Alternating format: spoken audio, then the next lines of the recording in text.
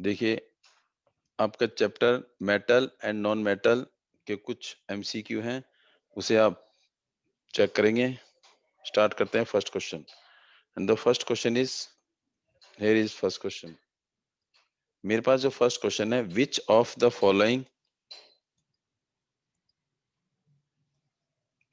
Property generally shown by metal, इनमें से कौन सी प्रॉपर्टी है जो मेटल शो नहीं करता, एक्सेप्ट सम मेटल। कुछ मेटल ऐसे हैं जो शो कर देते हैं, बट कौन सी प्रॉपर्टी शो नहीं करता। पहला question, electrical conduction means allowed to pass electric current, good conductor of electricity. इसका मीनिंग है इलेक्ट्रिक कंडक्शन तो हर मेटल एक्सेप्ट वो करता है, एक्सेप्ट जो भी है बेटे, वैसे तो सारे all metal are good conductor of heat and electricity, means they conduct electricity. Sonorous metal जो है जनरली क्या है, sonorous, they produce sound after hammering. उसको हैमर करने के बाद मेटल क्या करते हैं, साउंड प्रोड्यूस करते हैं। तो ये भी ठीक है। डलनेस मींस मेटल क्या होते हैं, खराब हो जाते हैं। Dull appearance when they expose to air, जब उनको एयर के कांटेक्ट में आते हैं तो वो खराब हो जाते हैं। And ductility means they converted into thin wire after stretching. ये आपने पढ़े हैं, ए भी पढ़ा है, बी भी पढ़ा है, सी डी भी प्रॉपर्टी पढ़ी है। तो डी जो है, सी जो है इज द राइट आंसर, जो ज्यादातर मेटल शो नहीं करते हैं। ये आपने प्रॉपर्टी फिजिकल प्रॉपर्टी में लिखी भी नहीं है। इसका मतलब this is the dullness answer. Ability of metal to be drawn into thin wire, metal की कौन सी प्रॉपर्टी है जिसे हम थिन वायर में कन्वर्ट कर सकते हैं स्ट्रेच कर करके, वो कौन सा है, डक्टिलिटी, मेलिबिलिटी, सोनोरिसिटी एंड कंडक्टिविटी। इसका आंसर क्या है, डक्टिलिटी। क्योंकि डक्टिलिटी क्या है, मेटल की वो प्रॉपर्टी है जिसे हम स्ट्रेच करके थिन वायर में कन्वर्ट कर सकते हैं। लेकिन बाकी प्रॉपर्टी क्या है, जैसे मेलिबिलिटी है, इसको हम पीट कर थिन सीट में कन्वर्ट करते हैं। सोनोरिसिटी मींस साउंड प्रोड्यूस करते हैं हैमरिंग के बाद। Conductivity means conduct heat and electricity. तो इसका आंसर है A. Aluminium is use, aluminium metal है, is use for making cooking utensil, मतलब खाना बनाने के बर्तनों में काम आता है कौन, एल्युमिनियम आता है। अब इसका कारण क्या है, which of the following property of aluminium are responsible for the same. Aluminium की कौन सी प्रॉपर्टी है जो खाना बनाने के लिए जो बर्तनों का यूज होता है उनमें ये यूज होती है, मीन्स कौन सी प्रॉपर्टी हम उसमें अप्लाई करते हैं जिससे वो खाना बनाने के लिए, बर्तन बनाने के काम आती है। अब इसमें कौन से हैं, देखिए ध्यान से। First, good thermal conductivity. Thermal conductivity means allow to pass heat, good conductor of heat तो है ही। Second, good conductor of electricity, allow to pass electric current. Ductility means to converted into thin wire. High melting point means melting point ज्यादा है। लेकिन हमने किसके लिए use करना है, यूटेंसिल के लिए। कौन से यूटेंसिल के लिए, खाना बनाने के बर्तनों के लिए यूज करना है। तो खाना बनाने के लिए जो बर्तन हम यूज करेंगे उनका मेल्टिंग पॉइंट क्या होना चाहिए, ज्यादा होना चाहिए। और वो क्या होना चाहिए, कंडक्ट हीट होनी चाहिए, कंडक्शन ऑफ हीट होनी चाहिए। और उनका मेल्टिंग पॉइंट क्या होना चाहिए, ज्यादा होना चाहिए। तो इसमें कौन सा आंसर आएगा, एक तो थर्मल कंडक्टिविटी फर्स्ट, डक्टिलिटी और कंडक्शन ऑफ इलेक्ट्रिसिटी से कोई ताल्लुक नहीं है। तो इसका आंसर क्या आएगा, फर्स्ट एंड फोर्थ। तो फर्स्ट एंड फोर्थ कौन सा है, first and second no, B first and third no, second and third no, first and fourth. इसका आंसर है D. D is the right answer for this question. And now next question क्या कह रहा है, देखिए ध्यान से। क्वेश्चन नंबर 4,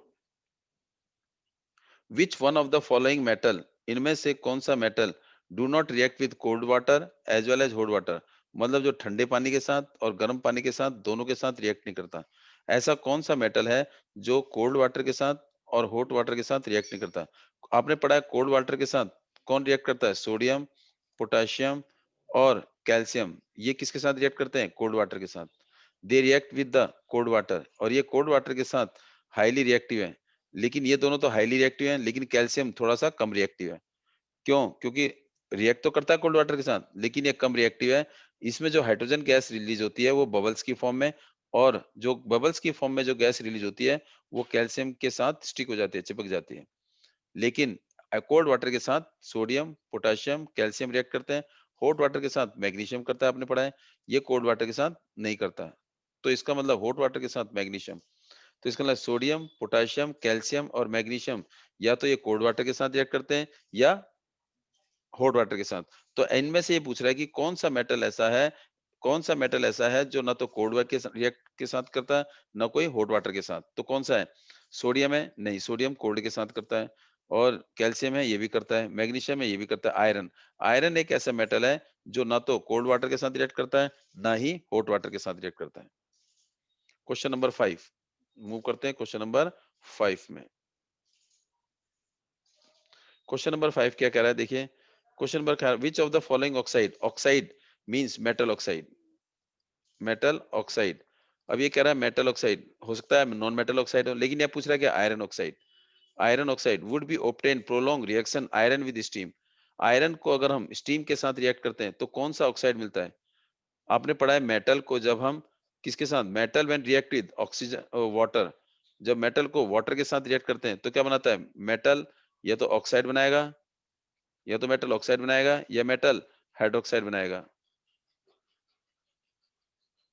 मेटल ऑक्साइड या मेटल हाइड्रोक्साइड, और प्लस में क्या रिलीज करेगा?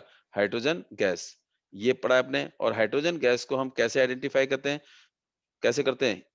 जब हाइड्रोजन, जब गैस रिलीज होती है तो उस गैस के नजदीक हम क्या ले जाते हैं?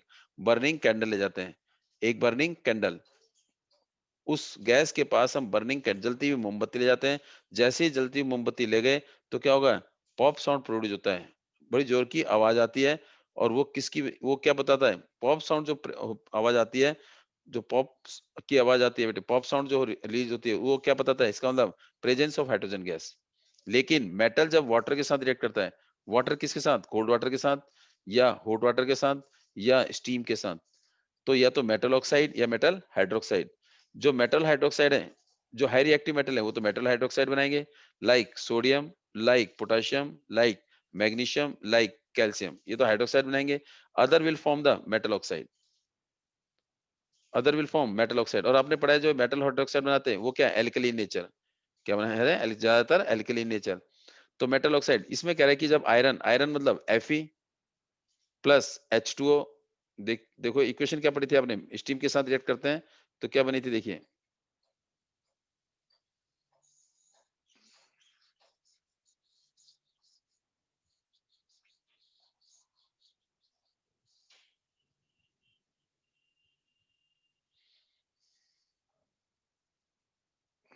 जब आयरन को रिएक्ट किया किसके साथ? स्टीम के साथ, तो क्या बनेगा?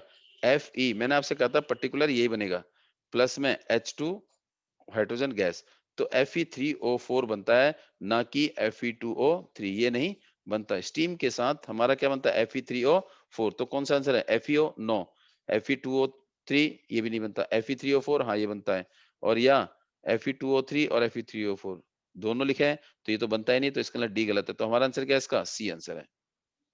What happened when calcium treated with water. अब ये सेम क्वेश्चन है।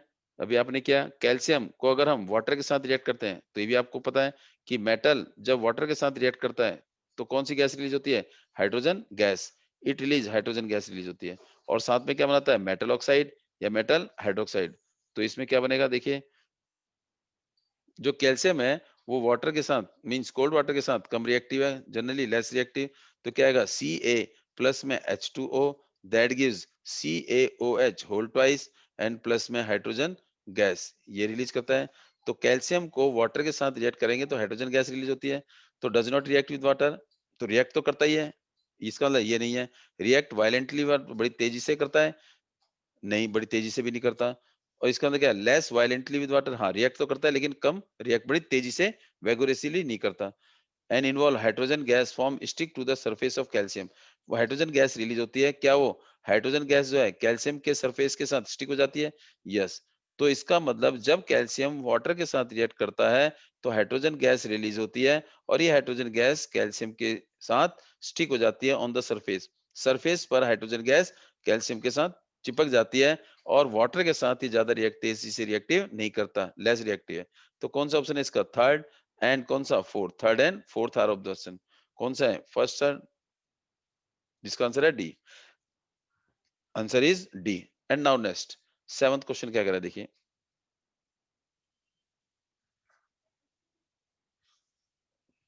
Generally metal react with acid, आपने पढ़ा है मेटे मेटल, जब मेटल एसिड के साथ, मेटल अगर एसिड के साथ रिएक्ट करता है तो क्या बनाता है? सॉल्ट बनाता है। और क्या बनाता है? हाइड्रोजन गैस रिलीज होती है।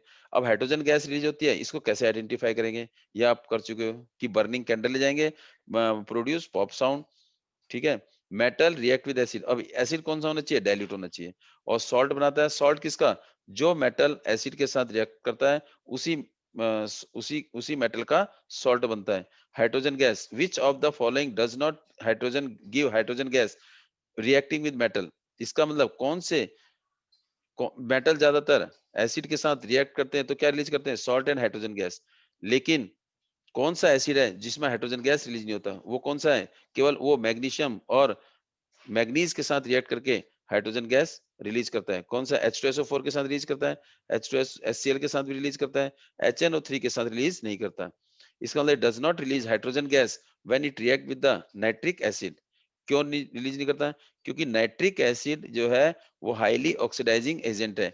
Highly oxidising agent, highly oxidising agent होने की वजह से ये क्या करता है? ऑक्सीजन बड़ी जल्दी रिलीज कर देता है। ऑक्सीजन रिलीज होते ही वो हाइड्रोजन के साथ कंबाइन हो जाता है, और हाइड्रोजन के साथ कंबाइन होने से ऑक्सीजन क्या बनाता है? वाटर बनाता है। क्या बनाता है? It form water. तो इसीलिए केवल HNO3 के साथ अगर मेटल HNO3 एसिड के साथ रिएक्ट करता है तो it does not form hydrogen gas. लेकिन मैग्नीशियम और मैग्नीज दो ऐसे मेटल हैं जो HNO3 के साथ रिलीज हो रिएक्ट करते हैं तो हाइड्रोजन गैस बनाते हैं। अदर मेटल, और इसके अलावा मैग्नीज और मैग्नीशियम के अलावा अदर मेटल अगर नाइट्रिक एसिड के साथ रिएक्ट करेंगे तो हाइड्रोजन गैस रिलीज नहीं करेंगे। They form salt, water and NO3। HNO3 खुद रिड्यूस हो जाता है किसमें? NO में रिड्यूस हो जाता है, या N2O में रिड्यूस हो जाता है, या NO2 में रिड्यूस हो जाएगा। बट हाइड्रोजन गैस रिलीज नहीं करेगा, क्योंकि वो हाइड्रोजन गैस क्या होगा? ऑक्सीजन के साथ रिएक्ट करेगा। क्यों रिएक्ट करेगा? क्योंकि ये हाईली ऑक्सीडाइजिंग एजेंट है। It is highly oxidising agent, और ऑक्सीजन बड़ी जल्दी रिलीज करता है, और वो वाटर हाइड्रोजन के साथ रिएक्ट करके वाटर बना देता है। तो और खुद टूटकर क्या बन जाता है? NO2 बनाता है, N2O बनाता है, या NO बनाता है। केवल मैग्नीशियम और मैग्नीज इसके साथ रिएक्ट करके हाइड्रोजन गैस रिलीज करते हैं।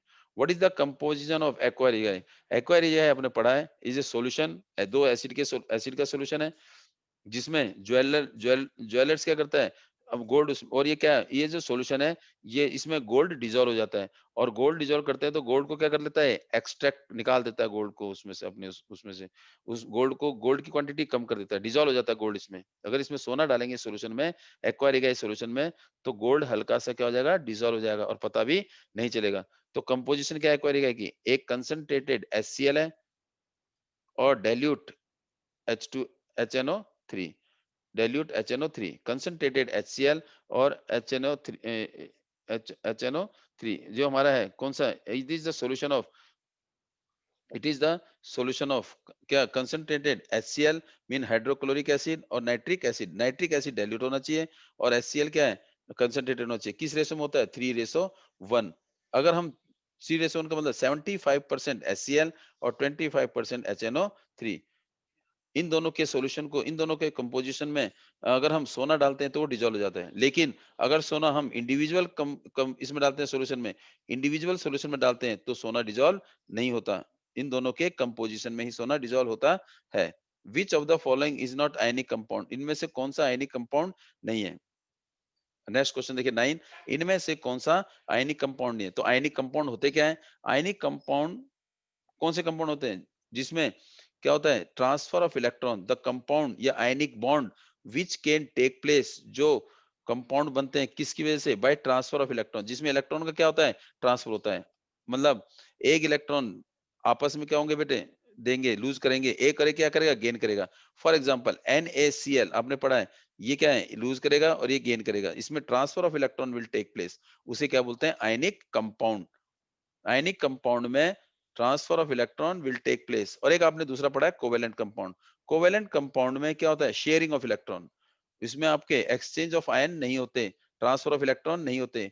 कोवेलेंट में क्या होते हैं? शेयरिंग ऑफ इलेक्ट्रॉन होते हैं, और इसमें आयनिक में exchange of ion will take place. देखिए, एक होता है आयनिक, आयनिक में exchange of ion take place या transfer of electron take place, और कोवेलेंट में केवल शेयरिंग होती है। तो इज नॉट आयनिक कंपाउंड, ये तो आयनिक कंपाउंड बनाता है, पोटेशियम will lose।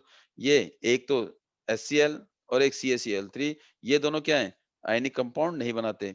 तो आयनिक कंपाउंड कौन बनाता है? KCl और NaCl, first and fourth, first and second, second and third, third and fourth, first and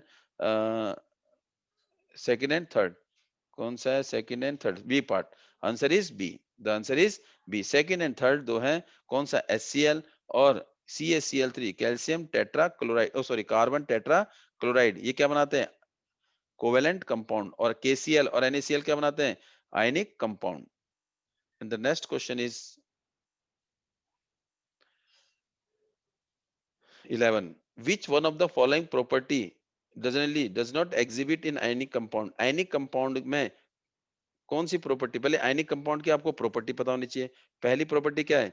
they are generally क्या होंगे बेटे? सॉलिड, मींस सॉलिड है क्योंकि, और दूसरा good conductor of electricity only in which condition? In molten state. Solid state में they do not conduct electricity, क्योंकि solid state में आयंस चार्जेस और जो पार्टिकल है क्लोजली पैक्ड, जब मोल्टन स्टेट में आते हैं तो they are in motion, they conduct electricity only in molten state. और इनका मेल्टिंग पॉइंट क्या है? बहुत ज्यादा है। They have high melting point. Why they have high melting point? Because उनके बीच में फोर्स ऑफ अट्रैक्शन क्या है? काफी स्ट्रांग है। को फोर्स ऑफ अट्रैक्शन क्या है? काफी स्ट्रांग है। उस फोर्स ऑफ अट्रैक्शन को तोड़ने के लिए इनको क्या चाहिए? ज्यादा हीट चाहिए, और ज्यादा हीट मिलेगी तो क्या होगा? इसके अंदर टेम्परेचर भी ज्यादा चाहिए। तो इनका मेल्टिंग पॉइंट ज्यादा होने की वजह से दे है, मेल्टिंग पॉइंट ज्यादा होने की वजह से क्या बेटे? और बॉइलिंग पॉइंट भी ज्यादा होगा। तो कौन सी प्रॉपर्टी एग्जिबिट नहीं होती? सोल्यूबल, हाँ ये, they are soluble in organic solvent, पानी में घुल जाते हैं, हाँ सही है, ये भी घुल जाते हैं। कंडक्टिविटी इन सॉलिड स्टेट, हाँ दे do not conduct electricity in solid state, solid state में वो कंडक्ट नहीं करते इलेक्ट्रिसिटी को। ये कंडक्ट केवल कब करते हैं? जब ये मोल्टन स्टेट में या लिक्विड स्टेट में हो। तो कौन सा आंसर है सही? इसका मतलब ये प्रॉपर्टी जो है, सेकंड वाली प्रॉपर्टी, ये आयनिक कंपाउंड में एग्जिस्ट नहीं होती। तो आंसर कौन सा है इसका? Second, high melting point, yes. और conduct electricity in molten state, yes. ये केवल मोल्टन स्टेट में कंडक्ट करते हैं इलेक्ट्रिसिटी, सॉलिड स्टेट में कंडक्ट नहीं करते। तो आपका आंसर कौन सा है? सेकंड आंसर है। कौन सा आंसर है? सेकंड। सेकंड में क्या है? They do not they conduct electricity in molten state, it is wrong, it is not the property of ionic compound. Which of the following metal are native? Native का मतलब है free, free state. अकेले कौन पाया जाता है? Free state में। Free state का मतलब है जो कम रिएक्टिव होते हैं, less reactive, less reactive, the element या the metal which is very less reactive. और उसी को, वो कौन सा मेटल है जो सबसे कम रिएक्टिव है? Copper, gold, zinc, silver. तो सबसे कम रिएक्टिव तो शायद क्या है? गोल्ड और सिल्वर। गोल्ड और सिल्वर, गोल्ड और सिल्वर दो मेटल ऐसे हैं जो सबसे कम रिएक्टिव हैं। दे आर लीस्ट रिएक्टिव, इसीलिए लीस्ट रिएक्टिव, इसीलिए नेटिव स्टेट में पाए जाते हैं, मींस फ्री स्टेट में पाए जाते हैं। इसका answer second and fourth, second A, second and fourth, our answer is C. इसका आंसर क्या है? C. These are the question from chapter, क्या नाम है? मेटल एंड नॉन मेटल के एक क्वेश्चन है MCQ। If any doubt then you can put your problem. अगर आपको कोई डाउट है तो या तो आप बेटे क्या नाम है व्हाट्सएप पे भेजेंगे, या अभी पूछ सकते हैं आप। And now thanks for today.